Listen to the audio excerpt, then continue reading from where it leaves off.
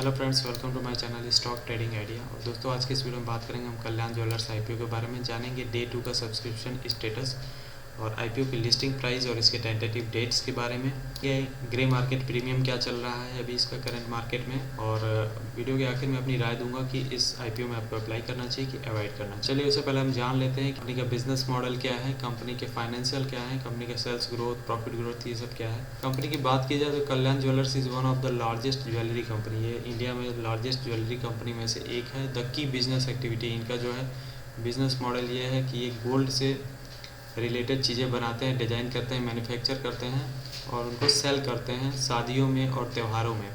Initially the company was started with a single showroom. Company की बात करें तो ये एक सिंगल शोरूम से स्टार्ट किया था इन्होंने 1993 में। उसके बाद से अब तक इन्होंने जो है एक्सपेंड किया है अपने बिजनेस को और इनको 107 शोरूम लोकेटेड हैं अक्रॉस 21 स्टेट्स में और यूनियन टेरिटरी में इन इंडिया में। तो 107 शोरूम अभी तक इन्होंने जो है पूरे भारत में खोल दिए हैं कई स्टेट्स और यूनियन टेरिटरीज में। It not just serve the domestic market, केवल डोमेस्टिक मार्केट में ही सर्व नहीं करते हैं क्योंकि मिडिल ईस्ट में भी इनके 30 शोरूम्स लोकेटेड हैं। कंपनी अच्छा खासा रेवेन्यू जनरेट करती है गोल्ड ज्वेलरी से, accounted for the 74.77% in physical 2020, followed by stud and diamond and precious stones and other jewellery segment. Company के कॉम्पिटिटिव स्ट्रेंथ की बात करें तो one of the largest jewellery company है ये इंडिया में। ट्रस्टेड ज्वेलरी ब्रांड है, ब्रांडिंग पे इन्होंने बहुत अच्छा खर्च किया है, अच्छा खासा इनके एडवर्टाइजमेंट्स आते हैं। तो एक ट्रस्टेड ज्वेलरी ब्रांड है ये इंडिया में।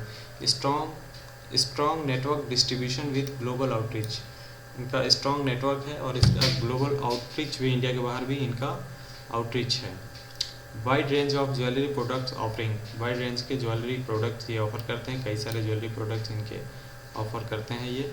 Experience promoters and managers, company के प्रमोटर्स की बात करें तो मिस्टर टी एस कल्याणरमन और मिस्टर टी के Sitaram and mister T K Ramesh are the company promoters. Company के फाइनेंशियल्स की बात की जाए तो यहाँ पे देखिए मिलियंस डेटा दे रखा है। फाइनेंशियल ईयर 2018 में जो है इनका प्रॉफिट आफ्टर टैक्स 1409 था। मैं इसको करोड़ में आपको कन्वर्ट करके बताऊंगा। 140 करोड़ का प्रॉफिट जनरेट किया। फाइनेंशियल ईयर 2019 की बात करें तो इनका 48.64 मिलियन था, मतलब 4 करोड़ का इनको लॉस हुआ था अप्रोक्स। और मार्च फाइनेंशियल ईयर मार्च 20 की बात करें तो इन्होंने फिर से कंपनी ने प्रॉफिट यहाँ जनरेट किया है 142 करोड़ का। और उसके बाद फाइनेंशियल ईयर 20 के एक क्वार्टर की बात करें तो यहाँ पे कंपनी को फिर से लॉस हुआ है 79 अप्रॉक्स 80 करोड़ का यहाँ पे कंपनी ने लॉस दिखाया है। और टोटल रेवेन्यू की बात करें तो यहाँ पे फाइनेंशियल ईयर 18 में 105,801 मिलियन का इन्होंने टोटल रेवेन्यू जनरेट किया था। इसी तरह मार्च फाइनेंशियल ईयर में 98,148 मिलियन का जो है रेवेन्यू जनरेट किया है। और फाइनेंशियल ईयर मार्च 20 में 101,810 का जो है टोटल रेवेन्यू जनरेट किया है।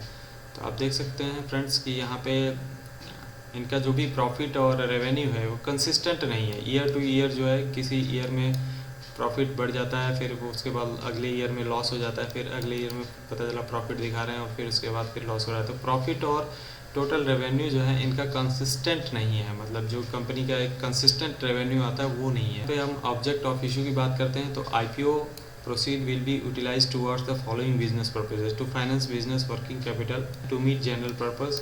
और इनकी जो बोरोइंग है अच्छा खासा उधार है उसको बैंक को कम करने के लिए भी ये आईपीओ का यूटिलाइजेशन करेंगे। आईपीओ की टेंटेटिव डेट्स के बारे में बात कर लें तो आईपीओ ओपनिंग डेट था इनका 16 मार्च 2021 को। आईपीओ क्लोजिंग डेट 18 मार्च को है। और issue type book build issue IPO है। फेस वैल्यू 10 पर इक्विटी शेयर्स है। आईपीओ की प्राइस की बात करें तो 86.87 पर इक्विटी शेयर का आईपीओ है इनका। तो आईपीओ में वैल्यूएशन तो इन्होंने छोड़ा है। मार्केट लॉट 172 शेयर्स का है। मिनिमम ऑर्डर क्वांटिटी 172 शेयर्स की हैं। लिस्टिंग बीएससी एनएससी दोनों पे होनी है। इशू साइज़ की बात करें तो 1170 करोड़ का इशू है ये। फ्रेश इशू जिसमें से कि 800 करोड़ का फ्रेश इशू है ऑफर फॉर सेल 375 करोड़ जो है ऑफर फॉर सेल है। एम्प्लॉयज़ के लिए इन्होंने डिस्काउंट किया है ₹8 का। और कल्याण ज्वेलर का टेंटेटिव टाइम टेबल देख लेते हैं यहाँ पे। आईपीओ डेट जैसे कि मैंने बताया कि 16 मार्च है, आईपीओ क्लोज डेट 18 मार्च। बेसिस ऑफ अलॉटमेंट है, इसका अगर आप आईपीओ में अप्लाई करते हैं तो 23 तारीख को आपको अलॉटमेंट मिल जाएगी। और अगर अलॉटमेंट नहीं मिलता है आपको आईपीओ में तो 24 मार्च 2021 को आपके जो पैसा ब्लॉक्ड रहेगा वो आपको रिफ़ंड हो जाएगा। Credit of shares to demat account, अगर आपको शेयर का अलॉटमेंट मिल जाता है तो 25 मार्च को आपको शेयर्स जो हैं आपके डीमेट में क्रेडिट हो जाएंगे। आईपीओ की लिस्टिंग जो है फ्रेंड्स 26 मार्च 2021 को होनी है। कल्याण ज्वेलर आईपीओ लॉट साइज़ की बात कर लें तो यहाँ पे एक रिटेल निवेशक के लिए मिनिमम 1 लॉट लगाने होंगे, जिसमें कि 172 शेयर्स के एक लॉट लगाना होगा, जिसका अमाउंट 14,964 है। मैक्सिमम 13 लॉट तक एक रिटेल निवेशक लगा सकता है, जिसमें कि 2,236 शेयर्स होते हैं। अमाउंट 1,94,532 यहाँ पेड करने होंगे। कल्याण ज्वेलर्स आईपीओ प्रमोटर्स होल्डिंग की बात करें तो प्री इशू शेयर होल्डिंग जो है 67.99% है। Post issue after IPO share holding जो है 60.53।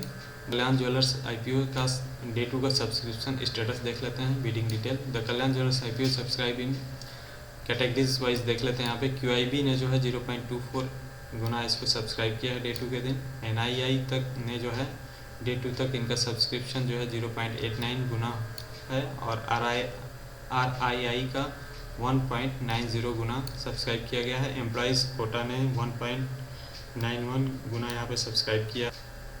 टोटल सब्सक्रिप्शन की बात करें तो यहाँ 1.21 गुना जो है ये आईपीओ अभी तक सब्सक्राइब हो गया। तो ग्रे मार्केट प्रीमियम की अगर यहाँ बात करते हैं तो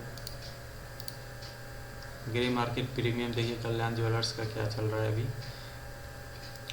12 मार्च से अगर हम देखते हैं तो यहाँ पे 8 रुपीज़ चल रहा था और 13 मार्च को भी 8 रुपीज़ था। उसके बाद ये 15 मार्च तक 8 रुपीज़ ही शो हो रहा था। 16 मार्च को जो है इसके GMP में गिरावट आई थी और अभी 17 मार्च को भी इसका GMP फ्रेंड्स 8 रुपये ही चल रहा है।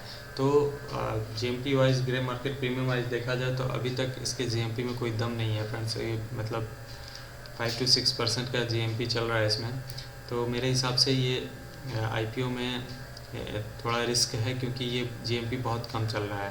15 मार्च से इनका GMP एक्टिव हुआ था और अभी तक जो है ये GMP में कोई बढ़ोतरी नहीं देखने को मिली है, जबकि गिरावट ही देखने को मिली है। तो मे भी हो सकता है कि ये आईपीओ की लिस्टिंग नेगेटिव भी हो सकती है, क्योंकि 8 रुपये की GMP कोई मायने नहीं रखती है। और आईपीओ को फाइनेंशियल की बात करें तो फाइनेंशियल भी उतना अच्छा नहीं है, क्योंकि फ्रेंड्स ये कंसिस्टेंट नहीं है। आईपीओ जो है इनका जो है कंसिस्टेंसी नहीं है इनके फाइनेंशियल। सेल्स ग्रोथ की बात कर लें या फिर प्रॉफिट ग्रोथ की बात कर लें तो इनका कंसिस्टेंट नहीं है। एक साल में तो ये प्रॉफिट दिखाते हैं, अगले साल उनका माइनस में हो जाता है प्रॉफिट। तो इस हिसाब से मेरे हिसाब से तो इस आईपीओ में इन्वेस्ट करना थोड़ा रिस्की होगा, क्योंकि अगर आप इसमें पैसा लगाते हो तो मे बी ये माइनस में भी खुल सकता है, या हो सकता है मार्केट बहुत अच्छी रही तो हो सकता है आपको लिस्टिंग गेन कुछ मिल जाए, बट बहुत अच्छा लिस्टिंग गेन की यहाँ पे उम्मीद की ही नहीं जा सकती है। लिस्टिंग गेन हो सकता है ना भी मिले इस आईपीओ में। तो लॉन्ग टर्म के लिए अगर किसी को लेना है तो वो यहाँ पे सोच सकते हैं। बहुत लॉन्ग टर्म में हो सकता है कि अगर इनका बिजनेस इन्होंने अच्छा किया बट बोरोइंग है, कंसिस्टेंसी नहीं है, तो मुझे नहीं लगता कि जल्दी पैसा इसमें बनेगा। बहुत लॉन्ग टर्म में हो सकता है कि इसमें प्रॉफिट आपको हो जाए, बट लिस्टिंग गेन के हिसाब से अगर देखा जाए, जिसको शॉर्ट टर्म के लिए अगर लिस्टिंग गेन के लिए अगर किसी को इसमें अप्लाई करना है आईपीओ में तो वो ना करे, क्योंकि इसमें लिस्टिंग गेन के चांसेस बहुत कम, क्योंकि मार्केट अभी इस टाइम देख सकते हैं फ्रेंड्स कि कितना वॉलेटाइल चल रहा है। मार्केट में भी की डाउन हो सकती है, इसलिए ये आईपीओ उतना अच्छा नहीं है फाइनेंशियल इसके, तो इससे लिस्टिंग गेन के हिसाब से तो दूर ही रहना चाहिए। हाँ, लॉन्ग टर्म में बहुत लॉन्ग टर्म के लिए अगर आप इन्वेस्ट करना चाहते हैं तो कर सकते हैं। वैल्यूएशन इनके अच्छे हैं, 86 to 87 पर इक्विटी शेयर है, तो वैल्यूएशन अच्छे हैं। हो सकता है लॉन्ग टर्म में अगर कंपनी अच्छा परफॉर्म करती है तो आपको यहाँ पे लॉन्ग टर्म में प्रॉफिट देखने को मिलेगा। और फ्रेंड्स, अगर आप आईपीओ में अप्लाई करते हैं तो आपको आईपीओ में हमेशा जो है कट ऑफ प्राइस पर ही आईपीओ में अप्लाई करना चाहिए, ताकि क्योंकि इसमें आपको आईपीओ मिलने के चांसेस बढ़ जाते हैं फ्रेंड्स। तो कट ऑफ प्राइस पे ही हमेशा जो है आईपीओ में अप्लाई करें। फ्रेंड्स, आज की इस वीडियो में इतना ही।